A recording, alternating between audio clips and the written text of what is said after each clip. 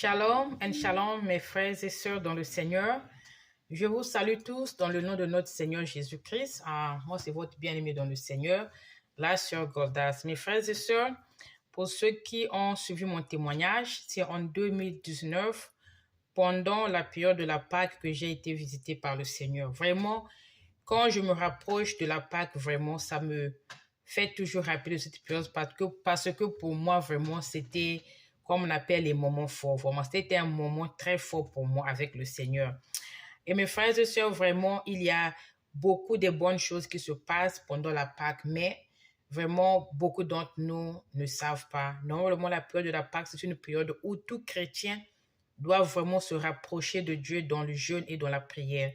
Et pendant la Pâque, il y a beaucoup de délivrances qui se passent. Pendant la Pâque, il y a beaucoup de visitations qui se passent. Donc, pendant la Pâque, le Seigneur vraiment, comment on dit, c'est-à-dire qu'il y en a beaucoup qui reçoivent les bénédictions. Par exemple, les choses qu'ils ont commencé à demander à Londres, il y en a beaucoup entre nous qui reçoivent ça pendant la Pâque, mes frères et sœurs. Vraiment, c'est une période qui est très, très importante. Et vous voyez que même dans des églises où nous allons, dans beaucoup de ces églises, on nous a pas enseigné ça. Voilà, on nous a pas enseigné ça. Et mes frères et sœurs, comme je vous dis que vraiment la Pâque, c'est une période que tout le monde doit être concentré vraiment. Je veux faire une short vidéo, mais avant que j'aille de l'avant, je vais d'abord prier. Éternel Père de gloire, mon âme te bénit infiniment. Je te glorifie infiniment, Père Céleste, parce que aujourd'hui là, vraiment, j'ai eu le temps de venir devant tes enfants. Merci pour ton amour, merci pour ta présence, merci pour tout ce que tu fais, Père Céleste. Merci pour la vie que tu me donnes, Elohim. Elohim, que tu touches les cœurs de tes enfants, que tu apprends à tes enfants toi-même l'importance de la Pâque, Seigneur. Qu'est-ce qui se passe pendant la Pâque? Éternel Père de gloire, que l'Esprit Saint puisse me diriger pendant cette période d'exhortation et que ta présence soit ici. Que tout ce qui ne glorifie pas ton nom soit chassé au nom de Jésus-Christ. Au nom du Père, le Dieu d'Abraham, le Dieu d'Isaac, le Dieu de Jacob. Au nom du Fils, le Seigneur Jésus-Christ, notre seul Sauveur. Au nom de l'Esprit Saint. Amen. Amen, amen, mes frères et sœurs. Je vous bénis tous, mes frères et sœurs, au nom de notre Seigneur Jésus-Christ. Voilà, mes frères et sœurs, vraiment, pendant la Pâque, il y a des grandes délivrances qui se fassent.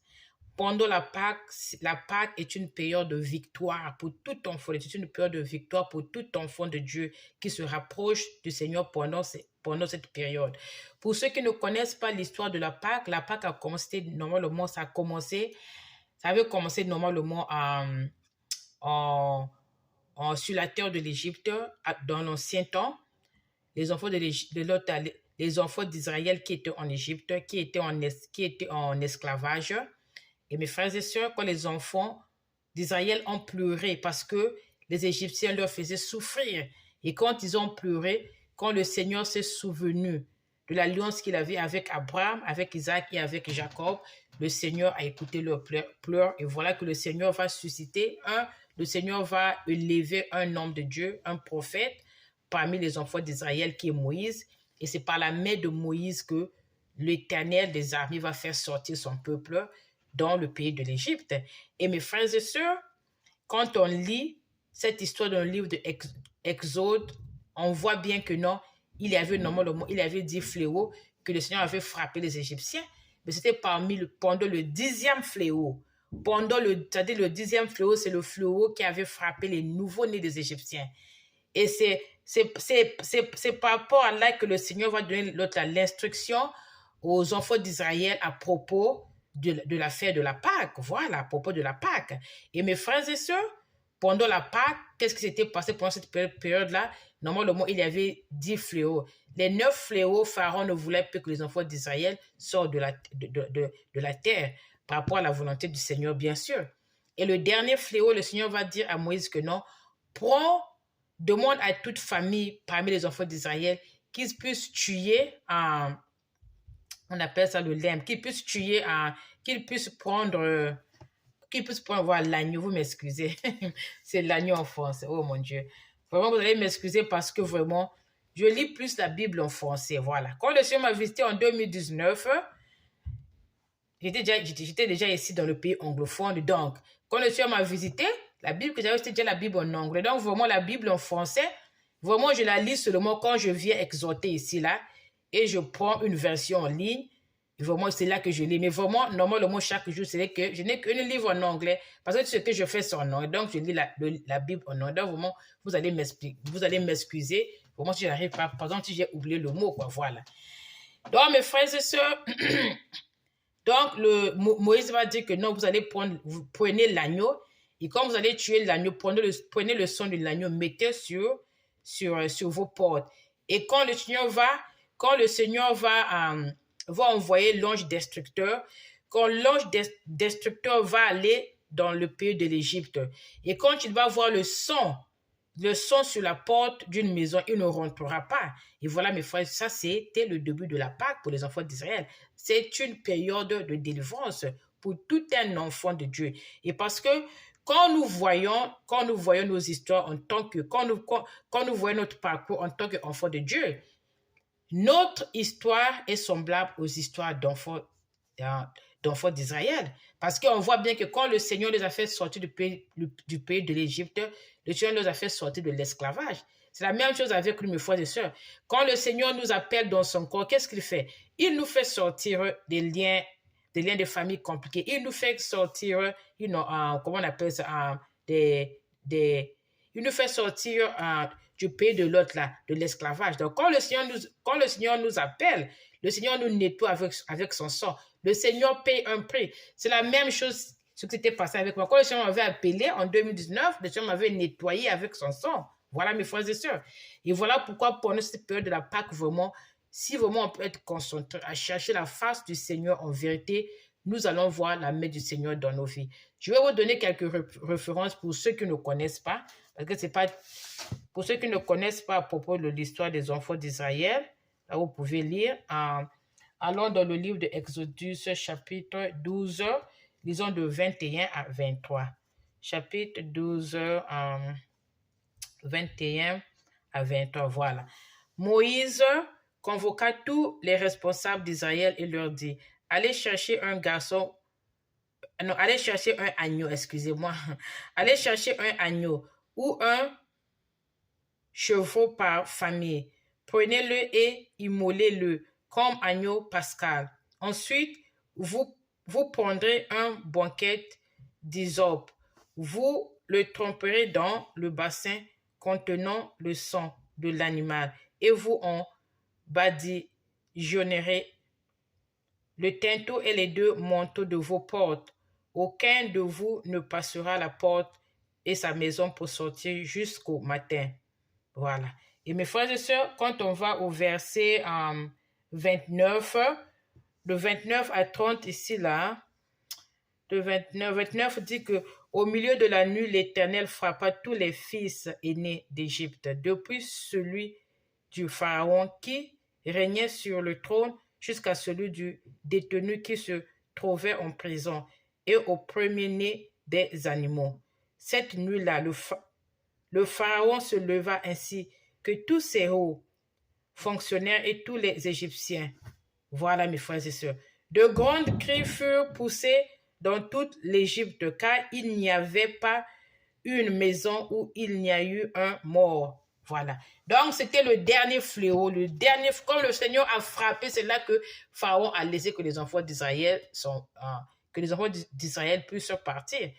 Et mes frères et sœurs, quand nous lisons même dans le livre de Matthieu, le Seigneur Jésus-Christ dit bien que non, dans 2 jours, je veux être Christ. C'était pendant la période de la Pâque. Et mes frères et sœurs, vraiment, pendant cette période, vraiment, c'est vraiment, j'encourage un frère et une sœur de pouvoir jeûner. Vous voyez que nous, les chrétiens, on cherche des miracles le jour et la nuit. On est là parfois derrière des faux prophètes qui prennent notre argent, qui fait tout. Alors que nous sommes le miracle, mon frère, ma soeur. Tu es le miracle. Tant que tu n'as pas encore compris que le miracle est en toi. Quand tu vas au lit, tu vas avec le miracle. Quand tu te réveilles avec le miracle. Le miracle est en nous. Dieu a mis le miracle en nous. C'est seulement notre vie de prière qui va faire à ce que ces miracles puissent être déclenchés en nous. Voilà. La délivrance est en nous. Dieu a mis la délivrance en nous. Les miracles sont en nous, mon frère et ma soeur. Cherche la face du Seigneur pendant cette période de la Pâque. C'est une période qui est très, très importante. Pendant cette période, vraiment, le Seigneur répond. Ça dépend de la disposition de ton cœur. Comment tu vas disposer ton cœur? Le Seigneur répond. Moi, votre soeur qui vous parle, je le dis toujours que je suis un témoignage vivant. Mes miracles se passent dans ma maison. C'est ici dans ma maison. Mes délivrances se passent ici. Tout se passe ici. Voilà. Et je peux vous garantir que c'est vrai qu'il y a des hommes de Dieu qui ont prié pour moi. Il y a aussi des hommes de Dieu qui prient pour moi. Parce que c'est aussi très important qu'un homme de Dieu prie pour toi. Mais ça n'empêche pas pour toi de prendre tes jours de jeûne et de prière sans que tu puisses le faire avec un homme de Dieu. Non, tu n'es pas obligé de jeûner avec un homme de Dieu. Il y a aussi des moments que nous devons être en intimité avec le Seigneur seul. C'est vrai que c'est toujours une bonne chose de pouvoir jeûner en groupe. Mais il y a aussi des moments parfois tu peux prendre, parfois vous allez jeûner vous-même. Voilà, sans aucun frère, sans aucune sœur. Et je vous dis, mes frères et sœurs, je peux dire que sur 100 de mes jeûnes, 99%, je jeûne seul. Voilà, je jeûne seul. Et je vois les miracles de ma mesure aussi. Je jeûne seul, je prie seul. Je vois les miracles. Le Seigneur parle, mes frères et sœurs. Si vous cherchez la face du Seigneur en vérité, le Seigneur parle, le Seigneur va se révéler à vous. Voilà. Vraiment, je ne veux pas croire que non, que vous cherchez la face du Seigneur en vérité, que le Seigneur ne se révèle pas à vous. C'est archi faux. Si vous cherchez la face du Seigneur en vérité, mon frère, ma soeur, même sans aller dans une église, le Seigneur va se révéler à vous. Et voilà, mes frères et sœurs, je vais encore poster une vidéo parce que normalement, pour cette année, la Pâque, c'est le 9 avril. Et normalement, c'est 7 jours avant la Pâque et 7 jours après le 9. Donc, normalement, ça va du 2, normalement, pour ceux qui veulent jeûner, ça sera bien de jeûner de 2 avril au 16 avril. Voilà. Le 2 avril jusqu'au 9 avril, ça, c'est 7 jours avant. Et 7 jours après, donc c'est jusqu'au 16 avril. Donc, du 2 avril au 16 avril, normalement, c'est une période de jeûne. Jeûnons, mes frères et sœurs. Avant le 2 avril, vraiment, je veux m'arranger. Pour ceux qui veulent jeûner, je veux poster quelques instructions de jeûne pour ceux qui veulent jeûner. Ils veulent jeûner, mon frère, ma soeur. Vous pouvez jeûner vous-même.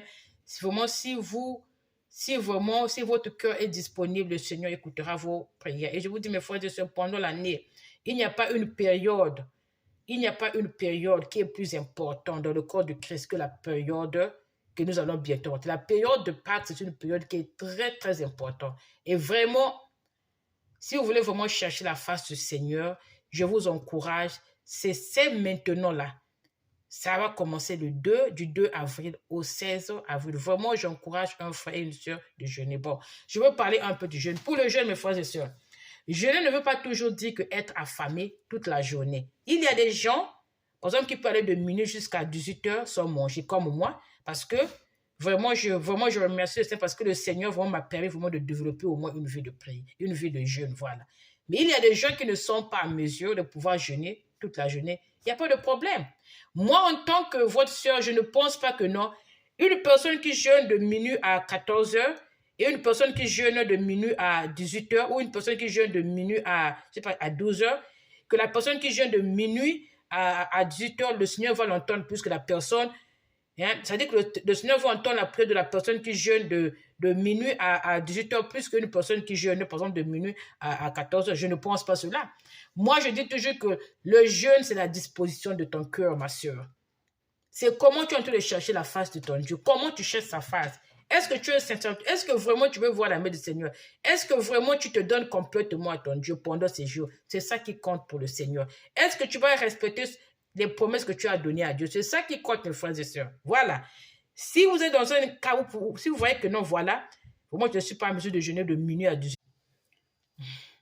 Vous allez m'excuser, ça a coupé encore. Voilà, mes frères et sœurs. Donc, comme je disais que vraiment, jeûner, ça dépend de la disposition du cœur de tout un chacun. Par exemple, moi, quand je jeûne, pour la plupart des cas, je dis, bon, Seigneur, par exemple, je ne mange pas la viande. Voilà. Tout ce qui est viande ne va pas rentrer dans ma bouche jusqu'au jour que je vais finir mon jeûne.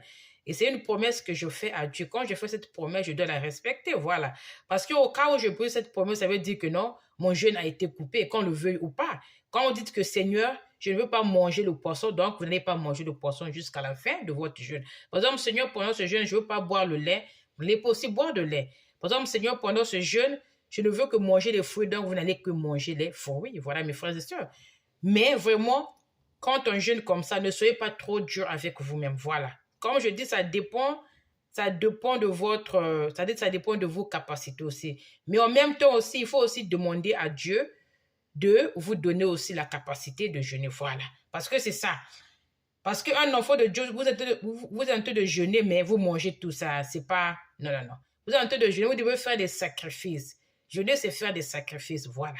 Quand on jeûne, on ne peut pas continuer à avoir le même régime pendant qu'on jeûne. Pendant qu'on jeûne, il y a beaucoup de choses qu'on enlève de notre régime. Voilà.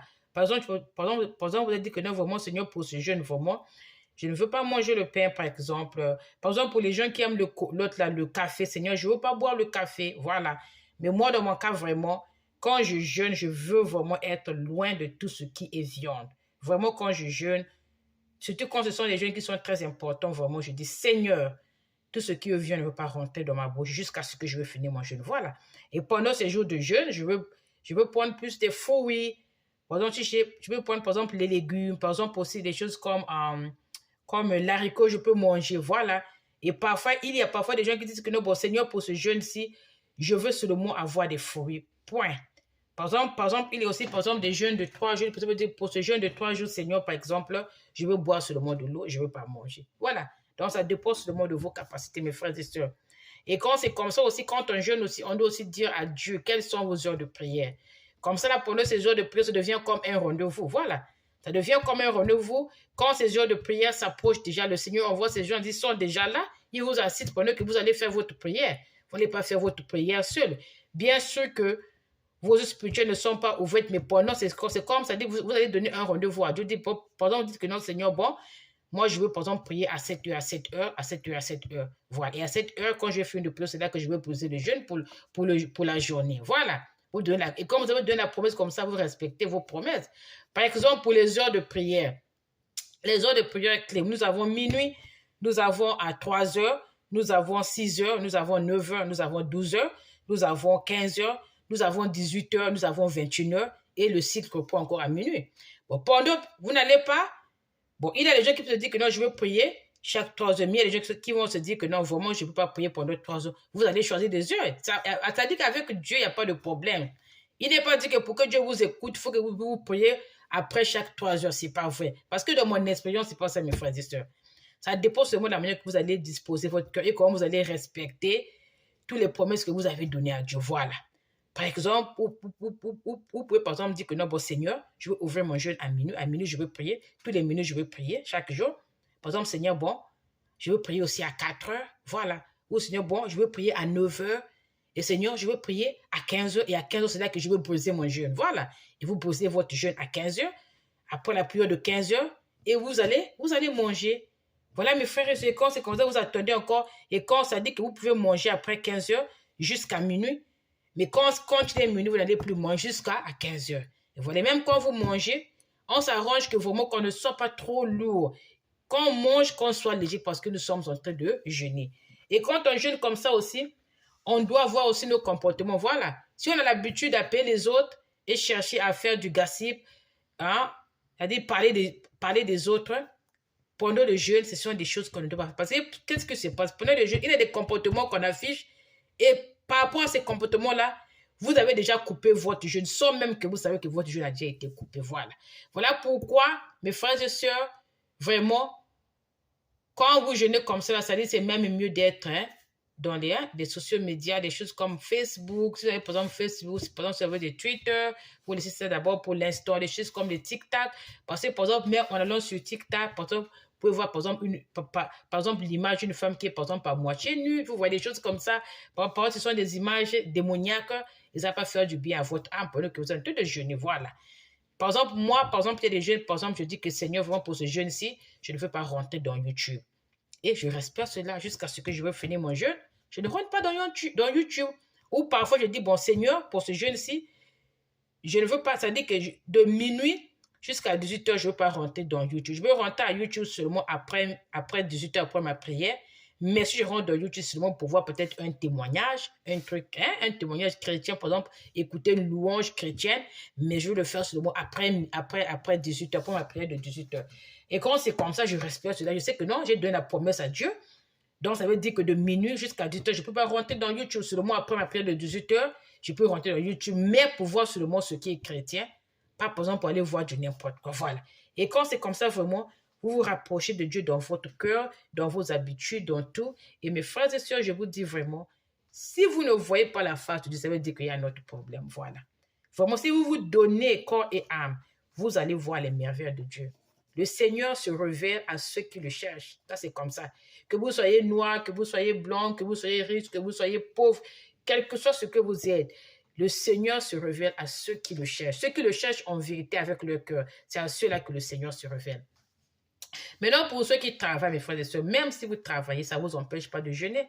Vous pouvez travailler et jeûner. Par exemple, vous travaillez. Par exemple, vous avez dit que non, Seigneur, mes heures de prière, ça sera minuit, 4 heures, à 9 heures, à 15 heures. Voilà. Par exemple, si vous travaillez par exemple de 12 heures par exemple à 21 heures. Quand 15 heures arrive, même si vous n'avez pas une récréation, vous pouvez prier dans votre cœur. Votre Dieu va vous comprendre. Vous dites, Seigneur, comme je travaille, Seigneur, ça c'est mon heure de prière. Priez dans votre cœur. Pendant que vous travaillez, vous priez dans votre cœur. Même une petite prière de 5 minutes dans votre cœur. Le Seigneur va vous entendre. Voilà. Et ce qui compte vraiment à Dieu, c'est que c'est la disposition de votre cœur. Et aussi, éloignez-vous du péché pendant ce temps. Mes frères et sœurs, vraiment, je vais m'arrêter ici. Vraiment, j'encourage les frères et sœurs de pouvoir jeûner. Pour jeûner, on n'est pas obligé de jeûner avec un homme de Dieu ou on n'est pas obligé de jeûner dans un groupe. Vous pouvez jeûner seul dans votre maison, mes frères et sœurs. Moi, votre sœur qui vous parle, tous mes miracles se passent ici dans ma maison. C'est ici que je vois mes miracles. Je jeûne seul. Quand je prie, mon Dieu m'écoute. Le Seigneur me montre toutes les délivrances qui se passent, que ce soit les enfants, mon mari, que ce soit même les gens de la famille. Le Seigneur me montre leur situation. Et quand j'intercède, le Seigneur, par sa miséricorde, il enlève toutes ces attaques. Il enlève l'esprit de mort par sa miséricorde. Mais je ne vais pas, par exemple, dans une église pour aller prier. Je prie seul dans ma maison. C'est parce que j'ai appris à chercher la face de l'Éternel. Voilà. Dans le jeûne et dans la prière. J'ai développé une vie de jeûne et une vie de prière. Et une personne qui cherche la face de l'Éternel en vérité, l'Éternel vous écoutera, l'Éternel va vous répondre. Et vous allez voir les merveilles de l'Éternel. Voilà, mes frères et sœurs. Avant le 2, je veux m'arranger que je poste encore une vidéo ici. Je veux encore encourager mes frères et sœurs. Je veux encore donner plus d'instructions pour ceux qui veulent vraiment jeûner. Vraiment, que le Seigneur vous protège. Vraiment, que le Seigneur touche vos cœurs vraiment afin que vous pouviez vraiment jeûner pendant cette période, que vous vous rapprocher de votre Dieu. Vraiment, si le Seigneur permet que je vis, je vais encore faire une autre vidéo avant le 2. Peut-être vers le 28 ou même le 29 ou peut-être même le 30, je vais faire une vidéo pour ceux qui vont jeûner. Mes frères et sœurs, vraiment, si mon Dieu décide que je veux, je vous verrai ici prochainement. Soyez bénis, que le Seigneur vous garde. Amen.